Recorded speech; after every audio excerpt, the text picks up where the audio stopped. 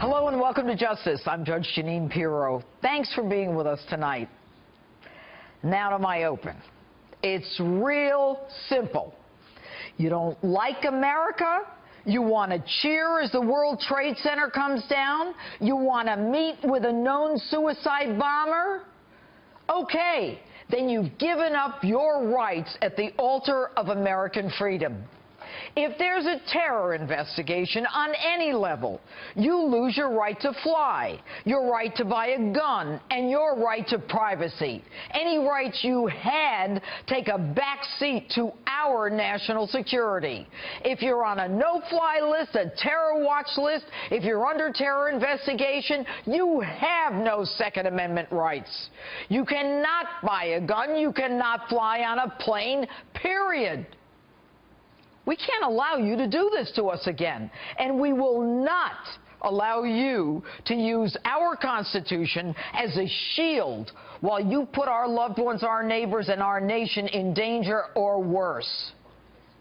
All right, folks, our government is simply not doing enough with the information that it has. Federal agencies don't always share information with local law enforcement unless there's a joint terrorist task force. And even then, agency competition and all that goes with it hurts the investigations. Laws must be changed. We saw it when the FBI investigated the Boston bombers and were too blind to connect the dots where Homeland Security simply allowed Tamerlan Tsarnaev to fly back and forth to Chechnya. That same FBI interviewed Mateen, the Orlando shooter, 3 times. Mateen told them that his anti-American comments were simply a response to what he perceived as anti-Muslim comments. He was turning the tables on us, folks, while basically tapping into our politically correct Islamophobic guilt. Part of the reason for closing his case was that Mateen was a security guard, so he must be okay. Seriously? I've always been a fan of Jim Comey's. You know that. But I couldn't believe it when I heard this one. I don't see anything in reviewing our work that our agents should have done differently. I don't want to hear there's nothing the FBI could have done differently, especially when you keep telling us there are more terror attacks coming. You just sit back and say, we couldn't stop it?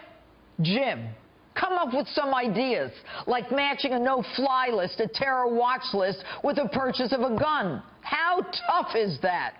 We don't want to hear this nonsense that to do so might alert a terrorist and harm an investigation. Hell, the FBI visited Mateen 3 times. You don't think he knew he was being watched? And pray tell, why does the FBI even remove people from a terror watch list? If there's no probable cause to make a criminal case, then don't arrest the guy.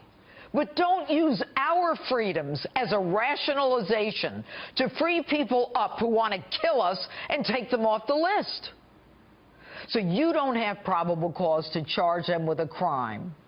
So that doesn't mean you can't keep them on a watch list based on reasonable suspicion, a lesser standard of proof. Hell, the NSA's got all our metadata, and they know everything about the rest of us. Why can't you have a list? And from what I hear, most people who should be off the list can't get off it. And you want to take this guy off yourself? You're not locking him up. You're not convicting them of a crime. You're not jailing them. You're simply stopping them from buying a gun.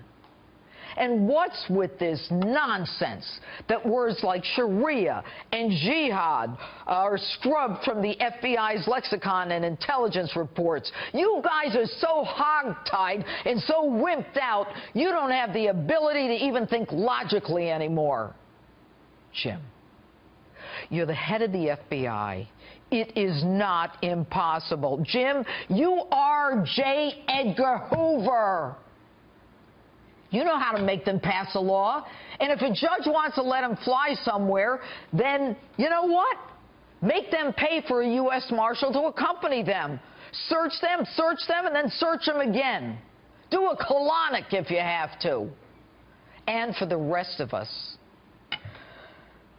I've told you this before. I told you this after San Bernardino. Take a look. Get a gun. Buy one legally, learn how to shoot it, and be primed to use it. And I don't care if you get a long gun, a handgun, a revolver, a semi-automatic, get whatever gun you can handle. And don't let anyone talk you out of it. The Second Amendment to the Constitution and the United States Supreme Court confirm your right to have one. I'm telling you this again. Get a gun. Because this government ain't in a position to help. And that's my open. Tell me what you think on my Facebook page or Twitter, #JudgeJeanine.